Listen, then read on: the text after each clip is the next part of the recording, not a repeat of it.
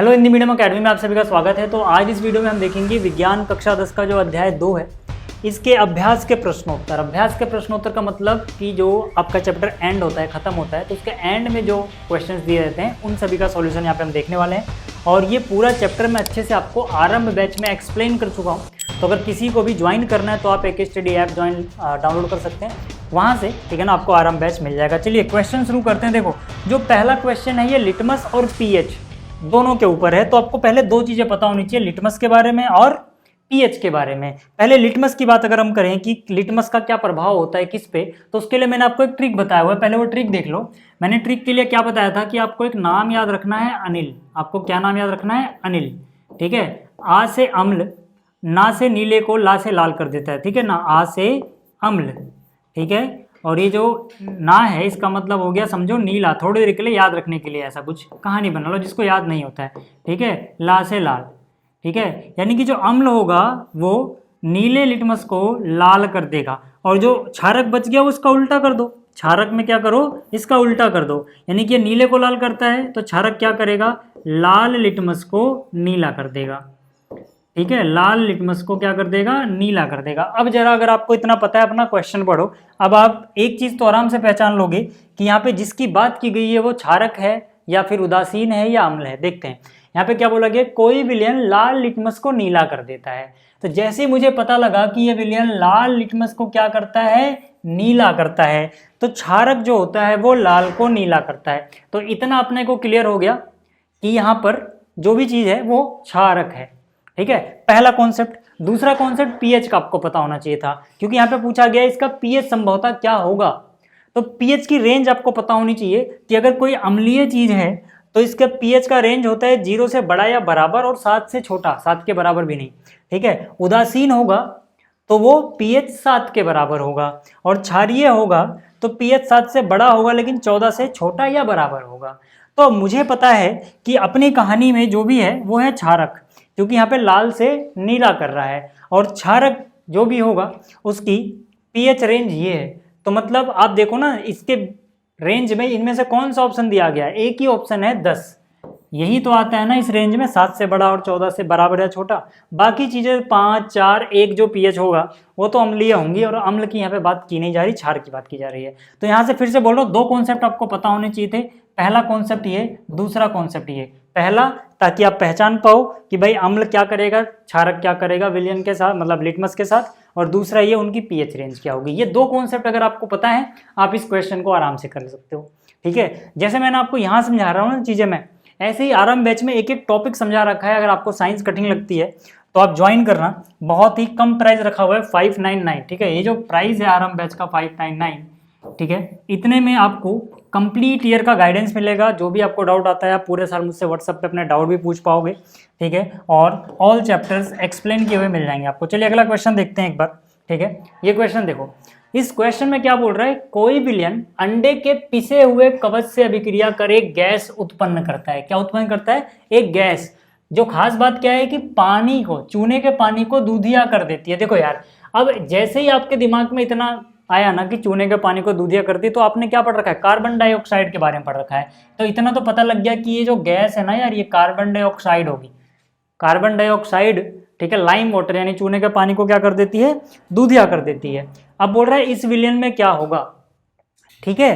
तो अब आपको एक बात पता होना चाहिए कि जो अंडे के छिलके होते हैं ना उसमें मुख्यतः क्या होता है? कैल्शियम कार्बोनेट होता है। कैल्शियम कार्बोनेट यानी CaCO3। अंडे के जो छिलके होते हैं उसमें मेनली कैल्शियम कार्बोनेट होता है। और खास बात क्या है कि अगर कोई अम्ल कैल्शियम कार्बोनेट के साथ अभिक्रिया करेगा, प्रतिक्रिया करेगा, तो वो कार्बन डाइऑक्साइड गैस का निर्माण भी होगा वहां पे उस अभिक्रिया में। समझ में आ गया? और अगर आप इन विकल्पों को देखो, अभी मैं वो रिएक्शन भी बता दूंगा कौन सी है, बट अगर आप इन विकल्पों को देखो और आपको मान लो इतनी ही नॉलेज हो कि अंडे के छिलके में कैल्शियम कार्बोनेट होता है, कैल्शियम कार्बोनेट किसी अम्ल के साथ अभिक्रिया करके कार्बन डाइऑक्साइड गैस बनाता है, तो यहाँ पे आप देखोगे तो यहाँ पे आपको एक ही अम्ल मिलेगा। HCl ही सिर्फ यहाँ पे अम्ल है। देखो ये सॉल्ट यानी कि लवण है, कॉमन सॉल्ट आपने देखा होगा NaCl, ठीक है। LiCl भी एक सॉल्ट है यानी लवण है, ये भी एक लवण है। तो बाकी तीनों तो लवण है, एक ही है यहाँ पे जो अम्ल है, ठीक है। तो हम क्या बोल सकते हैं कि यार यहाँ पर तो इतना मुझे पता लग गया कि कैल्शियम कार्बोनेट के साथ अगर कोई अम्ल होगा तो वहां पे कार्बन डाइऑक्साइड गैस यहाँ पे बनाएगा, ठीक है, लवण तो नहीं बनाएंगे। तो इसका मतलब है ये तीनों लवण थे, तो ये क्या है, अम्ल है, यानी कि सही ऑप्शन क्या है, ऑप्शन बी HCl। समझ में आ गई बात, ठीक है। तो इसलिए हम कह सकते हैं कि इस विलेन में हाइड्रोक्लोरिक एसिड ही होगा। अगर आप जानना चाहते हो कि भाई यहाँ पर जो रिएक्शन है वो कौन सी है, तो आप यूं कह सकते हो, मैंने अभी क्या बोला, मैंने कहा कि यहाँ पे अंडे के छिलके में होता है कैल्शियम कार्बोनेट, ये किसी अम्ल, अब जैसे कि इस ऑप्शन में अम्ल क्या दिया गया, HCl, ये किसी अम्ल के साथ अभिक्रिया करेगा, ठीक है। कैल्शियम कार्बोनेट मान लो अगर HCl के साथ अभिक्रिया कर रहा है तो क्या बनाएगा, ये बनाएगा तीन चीजें, CaCl2 कैल्शियम क्लोराइड, प्लस में बनाएगा वाटर यानी कि H2O, प्लस में बनाएगा जिसकी बात की जा रही है गैस कार्बन डाइऑक्साइड, इसी गैस की बात की गई है। और ये जो गैस है ना कार्बन डाइऑक्साइड, ये जो गैस है सर कार्बन डाइऑक्साइड, इसके बारे में आपने इस चैप्टर में बहुत बार पढ़ा होगा। अगर आपने चैप्टर ढंग से पढ़ा है तो ऐसा हो ही नहीं सकता कि ये चीज़ छूट गई हो कि कार्बन डाइऑक्साइड यानी जो गैस है, ठीक है ना, कार्बन डाइऑक्साइड ये जो गैस है ये चूने के पानी, ठीक है ना, चूने का पानी क्या होता है, CaOH2, ठीक है। एक मिनट, अलार्म बज रहा है, मैं इसको बंद कर दूं पहले, ठीक है, ठीक है। तो ये इसको क्या कर देती है, दूधिया कर देती है। अच्छा, दूधिया क्यों करती है, मेन प्रोडक्ट क्या बनता है, इसके बारे में भी क्वेश्चन पूछा जाता है। कैल्शियम कार्बोनेट बनता है, क्या बनता है, अगेन क्या बन जाएगा फिर से, कैल्शियम कार्बोनेट प्लस में वाटर, ये चीज आपको याद रहनी चाहिए, ठीक है। इस पे एक और चीज आता है, वो आप कमेंट में आंसर लिखना कि अगर एक्सेस में पास की जाए, बहुत ज्यादा कार्बन डाइऑक्साइड पास कर दोगे ना, दूधिया कलर वापस से गायब हो जाता है, ये भी मैंने पढ़ा है। मतलब सारी चीजें आपको वहां पे मिल जाएंगी आरंभ बैच में, ठीक है ना। तो यहाँ पर ये चैप्टर अगर आपने अच्छे से पढ़ा हुआ है तो आपने ये रिएक्शन जरूर देखी होगी, ऐसा हो ही नहीं सकता कि आपने ये ना पढ़ा, ठीक है। क्लियर हो गया, इसे बोलते हैं चूने का पानी, लाइम वाटर, ये, ठीक है। क्लियर हो गया, ये दूसरा क्वेश्चन क्लियर है कि भाई इसका आंसर ऑप्शन बी क्यों है, क्लियर है ना। चलिए इसमें कह रहा है कि NaOH का 10 मिलियन विलियन, ठीक है ना, NaOH का 10 मिलीलीटर विलियन HCl के 8 मिलीलीटर विलियन से पूर्णतः उदासीन हो जाता है भाई, ठीक है ना। अब जाहिर सी बात है यार, ये क्या है, क्षार, ये क्या है, अम्ल और क्षार एक दूसरे के साथ रिएक्शन करेंगे तो उदासीन करेंगे। तो यहाँ कह रहा है कि 10 मिलीलीटर विलियन HCl के 8 मिलीलीटर विलियन से पूर्णतः उदासीन हो जाता है यदि हम NaOH के उसी सैंपल से, उसी विलियन का 20 मिलीलीटर लें। तो इसको उदासीन करने के लिए HCl की कितनी आवश्यकता होगी यार, ये तो बहुत आसान सवाल है, ठीक है भाई। देखो ना, जब आप क्या कर रहे हो, 10 मिलीलीटर से आपने डबल कर दिया, 10 मिलीलीटर से कितना कर दिया, 20, तो ये भी 8 है, उसका डबल हो जाएगा, सीधी सीधी बात है 16 यार, इसका सीधा सीधा आंसर क्या हो जाएगा, 16, इसमें सोचना ही नहीं है ना। क्योंकि यार 10 मिलीलीटर है, उसको उदासीन करने के लिए 8 मिलीलीटर HCl की जरूरत पड़ती है, ठीक है। तो इसमें तो कैलकुलेट करना भी नहीं है, इसमें तो सीधा सीधा आप बोल सकते हो कि अगर ये इसको डबल कर दोगे 20 मिलीलीटर, तो इसको भी डबल ही करना पड़ेगा आपको, क्योंकि यहाँ पे डायरेक्टली प्रोपोर्शनल होता है ना भाई, जितना वो ज़्यादा करोगे उतना वो ज़्यादा उदासीन करने के लिए मांगेगा, ठीक है ना। तो इसमें तो कुछ करना ही नहीं, सीधा टिक लगाओ, आगे बढ़ो। अगला क्वेश्चन देख लो। अगला क्वेश्चन है कि अपच का उपचार करने के लिए निम्न में से किस औषधि का उपयोग होता है। जो अपच हो जाता है तो पेट में एसिडिटी हो जाती है, एसिडिटी को खत्म करने के लिए इनमें से हमने क्या पढ़ा था, एंटी एसिड्स। एंटी एसिड क्षारीय प्रवृत्ति के होते हैं, है ना, जैसे जो इनो वगैरह आप, ठीक है ना, पीते हो, पेट में एसिडिटी हो जाती है तो उसमें क्षारीय प्रवृत्ति की चीज़ें होती हैं, ठीक है, वो क्षारीय होता है, इसीलिए वो उसको उदासीन करेगा पेट की एसिडिटी को। और तो यहाँ पर क्या है, निम्नलिखित अभिक्रिया के लिए शब्द समीकरण लिखो पहले, उसके बाद संतुलित समीकरण लिखना। पहले हमें लिखनी है शब्द समीकरण, ठीक है। चलिए देखते हैं एक एक करके। पहले क्या बोला गया है, ए पार्ट में तनु सल्फ्यूरिक अम्ल दानेदार जिंक के साथ अभिक्रिया करता है। तो यार देखो, शब्द समीकरण मतलब इस तरह से लिखोगे भाई, सल्फ्यूरिक अम्ल है वो जिंक के साथ रिएक्शन करेगा तो क्या बनेगा, जिंक का सल्फेट और हाइड्रोजन गैस। देखो इसको आप ऐसे समझ सकते हो, ठीक है, इसको आप ऐसे समझो कि देखो भाई, पहली बात तो अपने पास सल्फ्यूरिक अम्ल है। सल्फ्यूरिक अम्ल क्या होता है, H2SO4, क्या होता है ये H2SO4। ये रिएक्शन किसके साथ कर रहे हैं, जिंक के साथ। क्या बनाएगा, देखो ये रिएक्शन तो आपने पढ़ी हुई है, चैप्टर नंबर 1 में भी पढ़ी हुई है, डिस्प्लेसमेंट रिएक्शन है, विस्थापन अभिक्रिया है। क्यों, क्योंकि यहाँ पे जो जिंक है ना वो अधिक अभिक्रियाशील होता है हाइड्रोजन के मुकाबले। तो ये क्या करेगा, हाइड्रोजन को उसके विलयन से लात मार के भगा देगा, डिस्प्लेस कर देगा, विस्थापित कर देगा, क्योंकि ये ज़्यादा रिएक्टिव है, ठीक है। तो ZnSO4 के साथ आ जाएगा खुद, और हाइड्रोजन को बोलेगा भाई तू अलग हो। समझ में आया। तो ये जो रिएक्शन है आपने विस्थापन अभिक्रिया जब पढ़ी थी चैप्टर 1 में तो वहाँ भी पढ़ी थी, ठीक है। तो ये हो गई रिएक्शन, ठीक। अब हमें संतुलित भी करनी थी। संतुलित अभिक्रिया में हम क्या देखते हैं, चाहे हम लेफ्ट साइड की बात करें जहाँ पे प्रोडक्ट यानी कि अभिकारक लिखे हुए हैं, चाहे हम लेफ्ट साइड की बात करें जहाँ पे अभिकारक लिखे हुए हैं यानी रिएक्टेंट, या फिर हम राइट साइड की बात करें जहाँ पे प्रोडक्ट यानी उत्पाद लिखे हुए हैं, दोनों ही तरफ हर एक एलिमेंट की संख्या समान होनी चाहिए, ठीक है। मतलब यहाँ H2 है तो वहाँ पर भी उतना ही होना चाहिए, जितना सल्फर यहाँ है उतना वहाँ पे होना चाहिए, जितना ऑक्सीजन यहाँ है उतना वहाँ होना चाहिए। तो ये तो ऑलरेडी बैलेंस आपको दिख रहा होगा, इसमें कुछ नहीं करना, ऑलरेडी बैलेंस है, ठीक है। अगले में क्या बोला गया है, तनु हाइड्रोक्लोरिक अम्ल मैग्नीशियम पट्टी के साथ अभिक्रिया करता है। तो फिर से हाइड्रोक्लोरिक अम्ल है, मैग्नीशियम की पट्टी के साथ अभिक्रिया करेगा तो क्या बनाएगा, मैग्नीशियम का क्लोराइड बनाएगा, क्योंकि ये हाइड्रोजन को फिर से यहाँ से डिस्प्लेस कर देगा, ठीक। अब यहाँ पे अगर आप देखो तो Mg, पहले हम मेटल को देखते हैं। चैप्टर 1 में बताया था कि पहले मेटल को बैलेंस करो, ज़्यादा अच्छा रहता है, धातु जो है। तो Mg तो बैलेंस है, Cl2 है, यहाँ पर तो आगे 1 दिख रहा है तो हम क्या करेंगे, यहाँ पर 2 लगा देंगे। जैसे ही मैंने 2 लगाया Cl तो 2 हो गया, लेकिन यहाँ पे H भी कितना हो गया 2, और वहाँ पे तो ऑलरेडी, ठीक है, मतलब सब कुछ बैलेंस हो गया है, ठीक है। बस यहाँ पे 2 लगाना था, क्लियर हो गया। इसका अगला पार्ट देखते हैं, यहाँ पे मैंने उतार रखा है, ठीक है। सी पार्ट में क्या बोला गया, तनु सल्फ्यूरिक अम्ल एल्युमिनियम चूर्ण के साथ अभिक्रिया करता है। तो यहाँ पे अगर आप देखोगे तो सल्फ्यूरिक अम्ल है, एल्युमिनियम के साथ अभिक्रिया करेगा, क्या बनाएगा, एल्यूमिनियम सल्फेट बनाएगा और हाइड्रोजन गैस बनाएगा, ठीक है। जाहिर सी बात है यार, एक धातु है अम्ल के साथ अभिक्रिया कर रही है तो मेनली ज़्यादातर क्या बनता है, हाइड्रोजन गैस ही बनती है, गैस में अगर हम बात करें तो, ठीक है। तो यहाँ से क्या बनेगा, H2SO4, जो ये लिखा हुआ है इसको हटा के मैं यहाँ अलग से लिखूँ, आपको समझ में आ जाएगा, ठीक है। यहाँ पे ज़्यादा घिचपिच लग रहा होगा, H2SO4। अच्छा, ये एक्वस क्यों लिख रहे हैं, मतलब ये सूखा सूखा नहीं है, पानी के अंदर है ये, समझ में आई बात, ठीक है। तो H2SO4 है।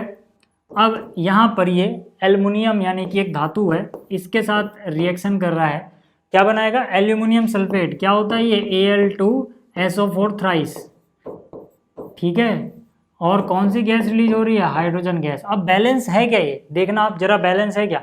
पहले धातु की बात कर लेते हैं, एल्युमिनियम कितना दिख रहा है, यहाँ पर 2 दिख रहा है, ठीक है। तो हम क्या करेंगे यार, इधर पहले 2 लगा दो, एल्युमिनियम बैलेंस हो गया, है ना, एल्युमिनियम बैलेंस हो गया। एक और चीज़ देखो, इसको तो बैलेंस करने का ना एक बहुत अच्छा तरीका ये है कि जब ऐसे ग्रुप में ऐसे बाहर थ्राइस, ट्वाइस, 3, 4 जो भी लिखा हो, आप सीधा सीधा वो चीज़ ढूंढो लेफ्ट में, है ना। इसके बाहर 3 लिखा हुआ है, इसके लेफ्ट में देखो SO4 तो 1 बार है, कितनी बार है, 1 बार है। मतलब कि अगर वैसे लिखते नहीं है ब्रैकेट में 1, बट अगर लिखना सोचो तो 1 ही बार है, ठीक है। जबकि वहाँ कितनी बार है, 3 बार। तो पहले इसको 3 कर दो सर, पक्की बात है कि यहाँ पे 3 ही आएगा, तभी इसका 3 गुना होगा, क्योंकि उस SO4 का 3 गुना है वहाँ पे। सीधी सी बात समझ आ रही है। अब आगे बात करना, पहले मेटलो कर लिया, जब भी आपको ऐसे ग्रुप में नजर आए तो पहले उनको कर लेना, पॉलीएटॉमिक वाला जो भी है, फिर आगे बढ़ना, आपको चीज़ें नजर आ जाएंगी। जैसे हाइड्रोजन कितना हो गया, देखो ना, 3 गुणा में 2 करो, 6 हाइड्रोजन हो गए, जबकि वहाँ पे H2 ही है, तो 2 को 3 से मल्टीप्लाई कर दो सर, 2 को 3 से मल्टीप्लाई कर दो, हो गए 6। अब जरा देखो बैलेंस हो गया होगा सारा, ठीक है। एल्युमिनियम 2 है, बैलेंस हो गया, ठीक है। H6 है, H6 हो गया, ठीक है। SO4 3 बार है, SO4 3 बार है, वो भी बैलेंस हो गया, देख लो, क्लियर हो गई बात। अच्छा, अगला क्या है, तनु हाइड्रोक्लोरिक अम्ल लोहे के रेतन यानी कि उसके बुरादे के साथ अभिक्रिया करता है। तो फिर से हाइड्रोक्लोरिक अम्ल है, लोहा है, क्या बनेगा, यहाँ पे बनेगा फेरस क्लोराइड या लौह क्लोराइड भी बोल सकते हो, ठीक है, और हाइड्रोजन गैस। तो फिर से यार HCl Fe रिएक्ट करेंगे, FeCl2 बनेगा, H2 बनेगा, देख लेना, बैलेंस कर रखा है यहाँ पे, ठीक है, क्लियर हो गई बात। अब देखो जो अगला क्वेश्चन है, ये काफ़ी इंपॉर्टेंट है। तो इस क्वेश्चन में बोला क्या गया, देखो ध्यान से देखना, अल्कोहल एवं ग्लूकोज जैसे यौगिकों में भी हाइड्रोजन होते हैं, लेकिन इनका वर्गीकरण अम्ल की तरह नहीं होता है। अभी हमने पढ़ा था ना जब इस चैप्टर को, तो हमने क्या देखा था कि भाई जो अम्ल होते हैं H+ आयन देते हैं, है ना। तो ये कह रहा है कि भाई इनके पास भी H होता है, हाइड्रोजन इनके पास भी होता है, लेकिन इनको हम अम्ल नहीं बोलते, इनका वर्गीकरण अम्ल की तरह नहीं होता है। एक क्रियाकलाप द्वारा इसे साबित कीजिए, ठीक है। तो पहली बात तो देखो, आपको पता होना चाहिए कि अम्ल होता क्या है। तो अम्ल या एसिड वह होता है जो पानी में घुलकर H+ आयन छोड़ता है। जब पानी में घोला जाए किसी चीज़ को, वो H+ आयन छोड़ रही है, यानी कि वो अम्लीय प्रवृत्ति अपने अंदर रखती है, ठीक है। ये H+ आयन ही अम्ल को उसका खट्टा स्वाद, धातु से प्रतिक्रिया करने की क्षमता और बिजली प्रवाहित करने की क्षमता देते हैं, ठीक है। लेकिन अल्कोहल जैसे एथेनॉल हो गया और ग्लूकोज, ठीक है ना। अब देखो ग्लूकोज का फॉर्मूला आपने शायद पढ़ा होगा कभी ना कभी, C6 H12O6 पढ़ा है ना, मतलब इसके पास भी H है। और अल्कोहल में जैसे आपने इथेनॉल, मिथेनॉल जो भी पढ़ा हो, पूरी फैमिली अगर आपने, ठीक है ना, चैप्टर नंबर 4 अच्छे से पढ़ लिया है तो पढ़ा होगा ना, ठीक है, कुछ भी याद हो सकता है, CH3OH, किसी भी कुछ भी उठा लो, है ना, CH3, CH2OH, ये सब क्या है, अल्कोहल वाली फैमिली में जिसमें OH आ रहा है, ठीक है, ये अल्कोहल वाली फैमिली के हैं, तो इनके पास भी हाइड्रोजन है। जो ग्लूकोज है इसके पास भी हाइड्रोजन है, और जो कोई एसिड ले लो, चलो HCl, इसके पास भी हाइड्रोजन है। लेकिन इसको तो हम अम्ल बोलते हैं, ये अम्लीय प्रवृत्ति का नहीं बोलते हैं, अम्ल नहीं है, मतलब ऐसा बोलते हैं, ये भी अम्ल नहीं है, ये भी अम्ल नहीं है। तो ये वही कह रहा है क्वेश्चन कि भाई अल्कोहल के पास H होते हुए भी वो अम्ल नहीं है, ग्लूकोज के पास भी H होते हुए भी वो अम्ल नहीं है, जबकि ये देखो इसके पास H है तो ये अम्ल है। तो हम क्या बोलेंगे, सिर्फ यहाँ पे कंपाउंड के अंदर या यौगिक के अंदर H होने से मतलब नहीं है, जब इनको पानी में घोला जाए तो ये H+ आयन देते हैं क्या, अगर देते हैं तो अम्ल होंगे, नहीं देते हैं तो नहीं होंगे। तो इसको एक एक्सपेरिमेंट करके दिखाना है। तो एक्सपेरिमेंट हम कैसे करेंगे, पानी में हमने घोला और हमारे पास कोई तरीका होना चाहिए जिससे हम पता लगा पाए कि वहाँ पे आयंस बन रहे हैं कि नहीं, H+ आयंस बन रहे हैं कि नहीं। अगर बन रहे हैं तो हम बोलेंगे हाँ ये चीज़ अम्ल है, नहीं बन रहे तो नहीं है। तो एक काम करना, ठीक है, आप एक सेटअप लेना, आप एक बीकर लिया आपने, अब बीकर में आपने टेस्ट सॉल्यूशन डालना है। टेस्ट सॉल्यूशन मतलब बारी बारी से, एक बार मान लो आपने ग्लूकोज डाल दिया और यहाँ 2 कील लगा दिए हैं, सर्किट पूरा नहीं है, देखो जो तार आया है ना, ठीक है, यहाँ पे बैटरी है, ठीक है, तार निकल के आया, यहाँ पे कील में तार लग गया है, ठीक है, और यहाँ पे कील है, ठीक है, मतलब तार कहीं आपस में कनेक्टेड यहाँ पे नहीं है, यहाँ से देख लो, तार यहाँ कील में आके टच हुआ, यहाँ पे कील में आके टच हुआ। अब अगर यहाँ पर देखो ये विलयन में आयंस बनेंगे अगर, तो करंट फ्लो होगा, करंट फ्लो होगा, तो मतलब अगर आयंस बन रहे हैं तो करंट फ्लो होगा और बल्ब जल जाएगा, नहीं तो नहीं जलेगा। तो हम एक एक करके डालेंगे। हम जब आप देखोगे ना इसमें डाल के, तो आप देखोगे यार, ठीक है ना, आपने प्योर वाटर लिया है, उसके अंदर ग्लूकोज मिला दिया, आप देखोगे कि बल्ब नहीं जलेगा। प्योर वाटर लेना, कहीं कुछ ही और के आयन हो या कुछ और चीज़ के आयन हो, आपने ले लिया तो भैया आप कुछ भी डाल दो जल ही जाएगा। तो आपको पहले मान लो प्योर वाटर लेना है, उसके अंदर आपने ग्लूकोज डाला, ठीक है, या आप सीधा सीधा ग्लूकोज का विलयन ही डाल दिया, वाटर नहीं डाला, फिर आप देखोगे बल्ब नहीं जलेगा। ऐसे ही आप कोई सा भी अल्कोहल डाल दो, ये नहीं जलेगा। लेकिन जैसे ही आप इसमें HCl डाल देते हो, हाइड्रोक्लोरिक एसिड, तो वहाँ पे बल्ब ग्लो हो जाएगा। क्यों? क्योंकि जब आप इसको डालोगे डिसोसिएट हो जाता है ना, H+ आयन देगा। तो जब ये आयन्स यहाँ पे बन रहे हैं, उसी आयन की वजह से बिजली फ्लो हो रही है। तो एक कॉन्सेप्ट पता होना चाहिए कि अगर कोई लिक्विड अपने में से करंट को फ्लो होने दे रहा है, मतलब वो उसके अंदर आयन्स हैं। समझ में आ गया? तो हम क्या बोलेंगे भाई, इस तथ्य को निम्न क्रियाकलाप द्वारा दर्शाया जा सकता है, जैसा चित्र में दिखाया गया है। मैंने बहुत शॉर्ट में आंसर लिखा है ना। चित्र में दिखाए अनुसार एक परिपथ बनाओ, एक सर्किट बनाओ, ठीक है, और एक एक करके अल्कोहल, ग्लूकोज और अम्ल, इसके अंदर एक एक करके टेस्ट करो। एक बार अल्कोहल से, एक बार ग्लूकोज से, एक बार किसी अम्ल से, मान लो HCl, ठीक है। जब आप इनसे करोगे तो आप क्या देखोगे, इस प्रयोग को हमने किया और हमने देखा कि बल्ब सिर्फ अम्ल डालने पर ही जला, अर्थात ग्लूकोज और अल्कोहल H+ आयन उत्पन्न नहीं कर रहे हैं, इसीलिए परिपथ पूरा नहीं हुआ और बल्ब नहीं जला, क्योंकि तार तो कनेक्टेड है नहीं। करंट को फ्लो होना पड़ेगा इसी लिक्विड से तभी फ्लो होगा जब यहाँ पे आयंस बने, ठीक है। और जबकि जो अम्ल था वो H+ आयन उत्पन्न कर रहा है, इसीलिए बल्ब जल उठा, ठीक है। तो मतलब बिल्कुल बड़ी बेहतरीन तरीके से सारे आंसर लिखा हुआ है, एक बार पढ़ना, आप समझ में आ जाएगा आपको अच्छे से, ठीक है। ये देखो, ये आरंभ बैच है, ठीक है। खैर इसके बारे में बता चुका हूँ, तो आगे चलते सीधा क्वेश्चन पे, ठीक है। यहाँ पे आ जाओ, प्रश्न 7 देखते हैं। देखो इसमें क्या बोल रहा है, आश्रित जल का विद्युत का चालन क्यों नहीं होता। आश्रित जल विद्युत का चालक क्यों नहीं होता, जबकि वर्षा जल होता है। वही रीजन है जो अभी हमने पिछले कॉन्सेप्ट में सीखा, पिछले क्वेश्चन में जो कॉन्सेप्ट सीखा कि भाई अगर आयंस कहें वहाँ पे, तो वहाँ पे इलेक्ट्रिसिटी पास हो पाएगी, नहीं तो नहीं। जो आश्रित जल होता है बिल्कुल शुद्ध जल होता है, ठीक है। जो आश्रित जल होता है, डिस्टिल्ड वाटर भी बोलते हैं इसको इंग्लिश में, ठीक है, ये बिल्कुल शुद्ध होता है। इसमें कोई भी घुला हुआ चीज़ ऐसी नहीं होती जो आयन पैदा कर रही हो, यानी कि इसमें कोई घुला हुआ लवण, अम्ल, क्षार या अन्य कोई आयन होता ही नहीं है। और हमें पता है कि विद्युत का प्रवाह आयनों यानी कि जो चार्ज पार्टिकल्स होते हैं उनकी उपस्थिति से होता है। अब क्योंकि जो आश्रित जल है बिल्कुल शुद्ध है, तो इसमें कोई आयन है ही नहीं, अनुपस्थित है, ठीक है, इसीलिए ये विद्युत का चालक नहीं होता है। जबकि जो वर्षा का जल होता है ना, उसमें बहुत सारी चीज़ें घुली हुई आती हैं यार, जहाँ से आयन बन जाते हैं ना। तो जो वर्षा जल होता है, रेन वाटर होता है, ये पूरी तरह से शुद्ध नहीं होता, ये पूरी तरह से प्योर शुद्ध नहीं होता है। जब वर्षा की बूंदें वायुमंडल से गिरती है ना, तो हवा में उपस्थित कार्बन डाइऑक्साइड हो गई, या फिर धूल के कण हो गए, घुलनशील अन्य गैसें हो गई या अन्य लवण हो गए, इनको अपने साथ घोल लेती हैं। और घोलने के कारण इनमें बहुत सारे आयन्स बन जाते हैं, H+ आयन बन जाता है, CO3 नेगेटिव बन जाता है, SO4 2 नेगेटिव बन जाता है। ये जो आयन्स होते हैं इन्हीं की वजह से ये विद्युत का चालक कर बना देते हैं। तो अगर जो मैंने आपको समझाया ये संक्षेप में मुझे समझाना हो तो आपको इतना याद रखना है, ठीक है ना। इस आंसर को आप बना के अपने आप से लिख लेना। संक्षेप में आप 2 लाइन में समझ सकते हो कि जो आश्रित जल होता है ये शुद्ध होता है, मतलब इसमें कोई आयन नहीं होते, इसलिए चालक नहीं होता है ये इलेक्ट्रिसिटी का। जबकि जो वर्षा जल होता है इसमें आयन मौजूद होते हैं क्योंकि वो बिल्कुल शुद्ध नहीं होता और इसीलिए इलेक्ट्रिसिटी का चालक होता है, गुड कंडक्टर ऑफ इलेक्ट्रिसिटी होता है। समझ में आ गया? क्लियर है इतना? ठीक, आगे चलते हैं। अगला देखो, अगला है कि जल की अनुपस्थिति में अम्ल का व्यवहार अम्लीय क्यों नहीं होता। ये बिल्कुल वैसा जैसे इलेक्ट्रिसिटी वाला, हालांकि यहाँ पे इलेक्ट्रिसिटी का कॉन्सेप्ट नहीं लगेगा, बट कॉन्सेप्ट वही है कि भाई कोई चीज अम्लीय प्रवृत्ति आपको तभी दिखा पा रही है जब वो H+ आयन वहां ब्रेक हो रहे हैं, मतलब वो पानी में घुलने के बाद ब्रेक होते हैं।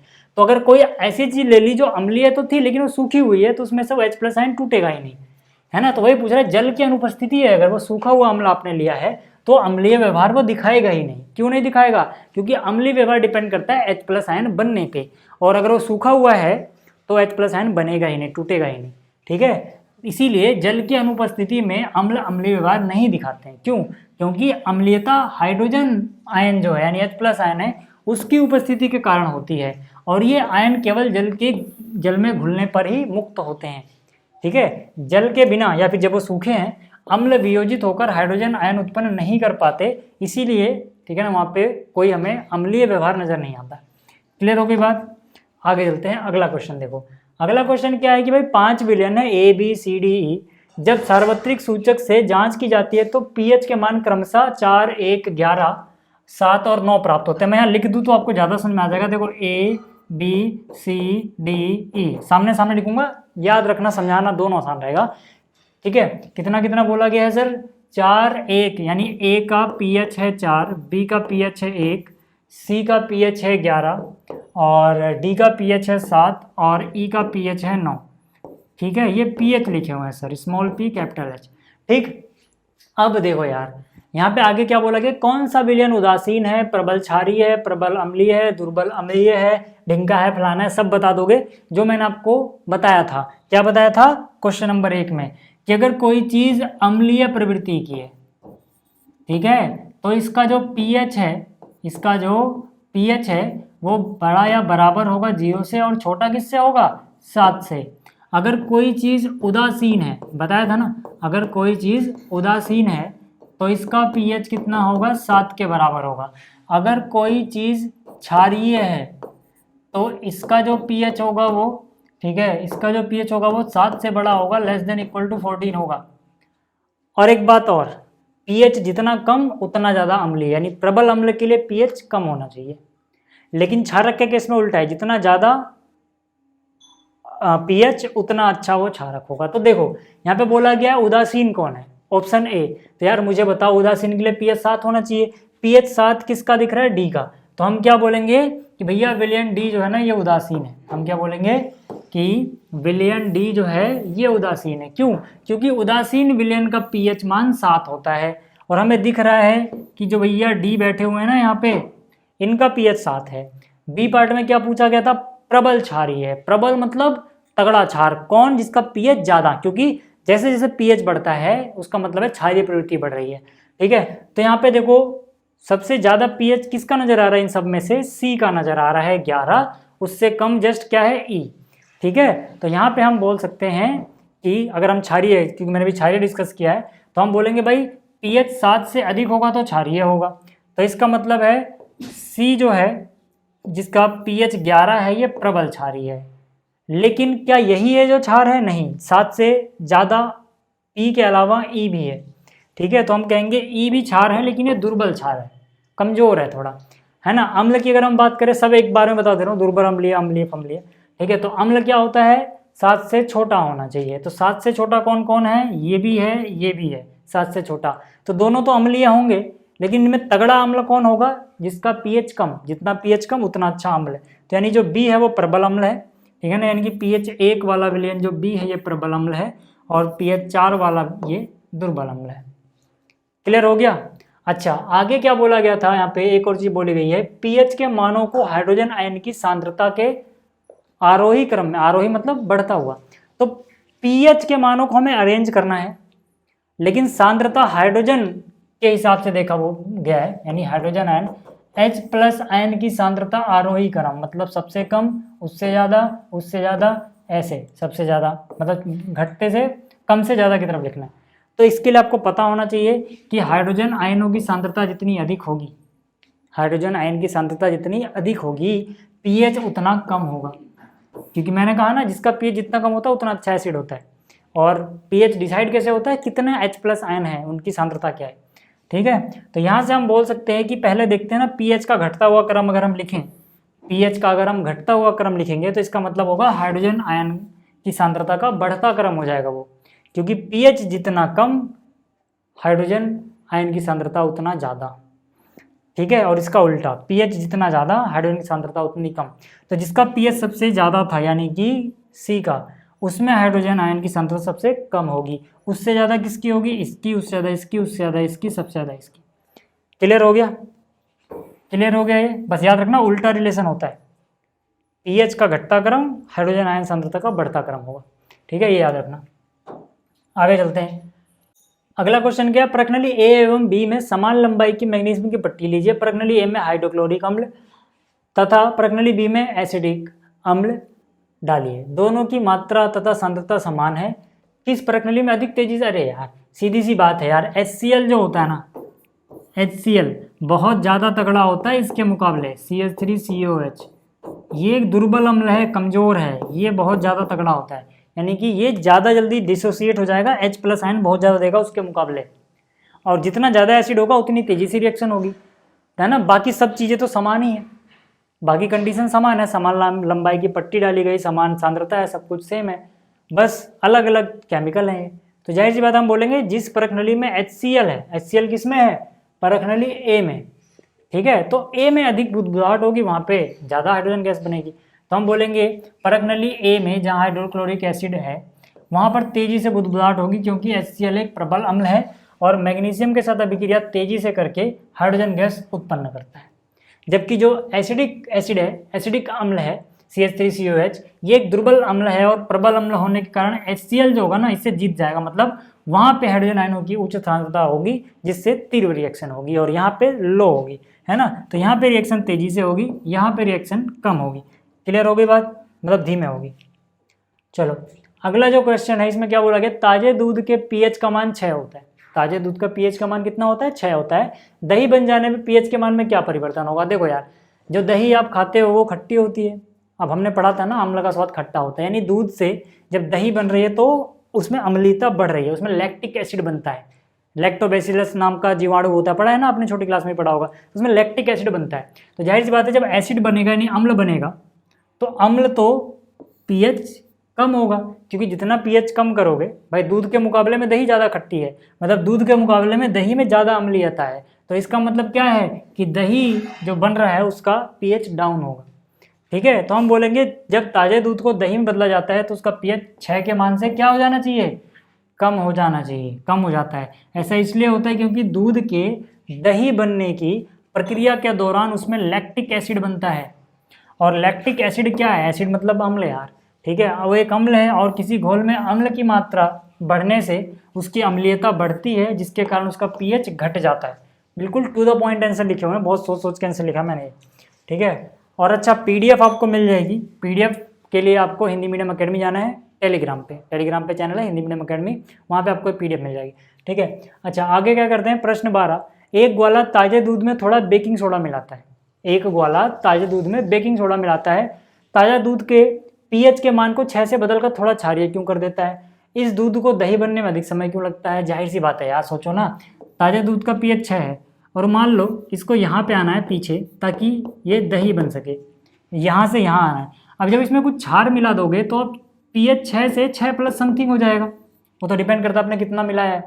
तो यार एक बात बताओ, 6 से ज़्यादा के आगे आने से दही तो इतने पीएच पे आके ही बनेगी, तो यार वहाँ से यहाँ आने में टाइम ज़्यादा लगेगा ना, तो दूध थोड़ा देर तक सुरक्षित रहेगा, इतनी जल्दी नहीं फटेगा।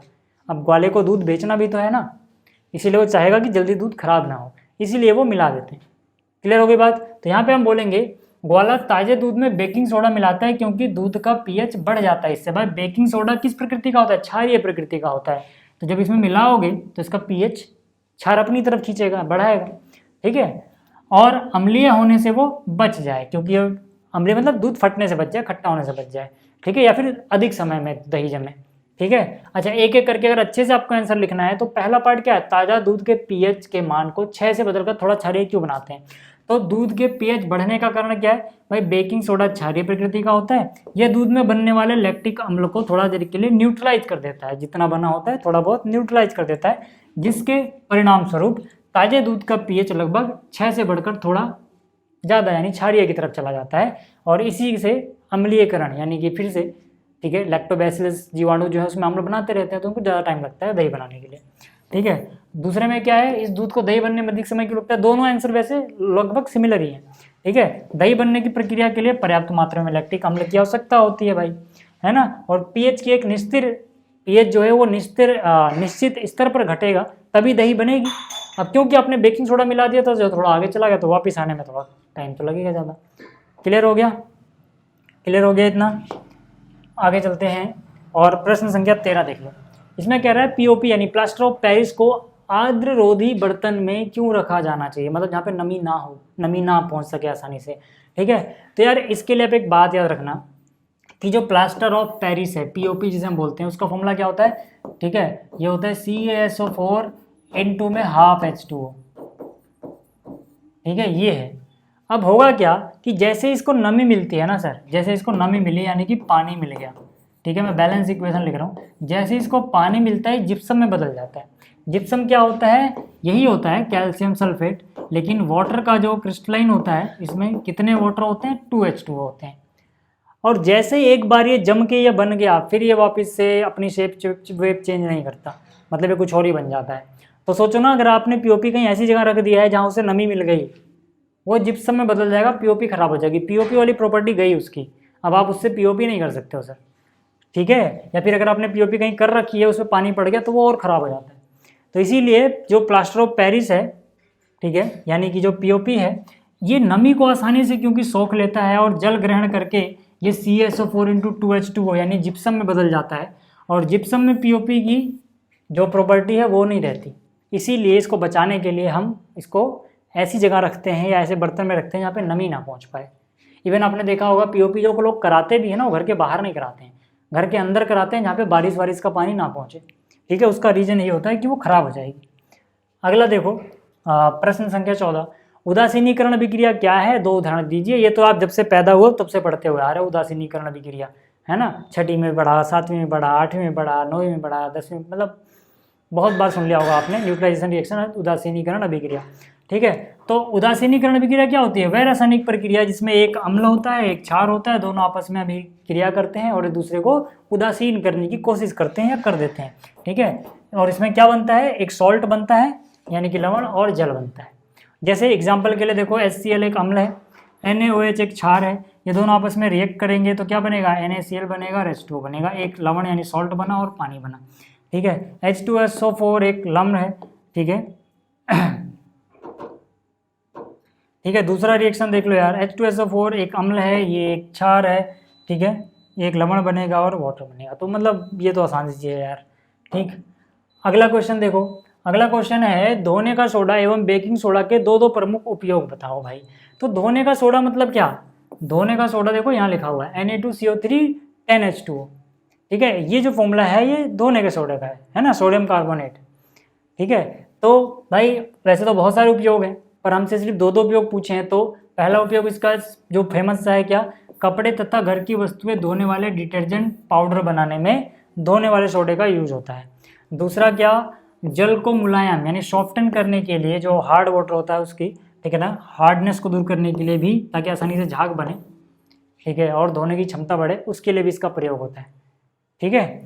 बेकिंग सोडा यानी कि NaCO3, जिसको हम खाने वाला सोडा भी कहते हैं, ये बेकरी के उत्पादों को बनाने में काम आता है। केक हो गया, ब्रेड हो गया, इन सब को देखा होगा आपने, ठीक है। यहाँ पे बेकिंग सोडा का इस्तेमाल किया जाता है, ठीक है, क्योंकि गर्म करने पे कार्बन डाइऑक्साइड छोड़ता है, ठीक है, और कार्बन डाइऑक्साइड जिस भी उस बेकरी के उत्पाद से गई तो वहाँ पे जो ब्रेड होगा ना, जहाँ जहाँ से कार्बन डाइऑक्साइड गैस निकलेगी वहाँ पे स्पंज जैसा बन जाता है, ठीक है। और एंटी एसिड्स बनाने में भी काम आता है, सीने की जलन हो गया, ठीक है, कि अम्लता को दूर करने के लिए, एसिडिटी दूर करने के लिए भी, है ना, ये बेकिंग सोडा का इस्तेमाल किया जाता है, ठीक है। तो ये था यार आपका चैप्टर नंबर 2, ठीक है। और इसके क्वेश्चन समझ में आ गए होंगे। PDF आप, ठीक है, को टेलीग्राम पे मिल जाएगी। इसके अलावा फिर से कह रहा हूँ, आप आराम बैच ज्वाइन कर सकते हैं। कोई भी दिक्कत है तो आप कॉल कर सकते हैं इस नंबर पे, ठीक है, 7011880052। इसके बारे में कोई भी इंफॉर्मेशन आपको लेनी हो, ठीक है, तो यहाँ पे आप कॉल कर सकते हैं या व्हाट्सअप कर सकते हैं, ठीक है। चलिए, इस वीडियो में इतना ही, जल्दी मिलेंगे अगली वीडियो में। इस वीडियो को देखने के लिए धन्यवाद।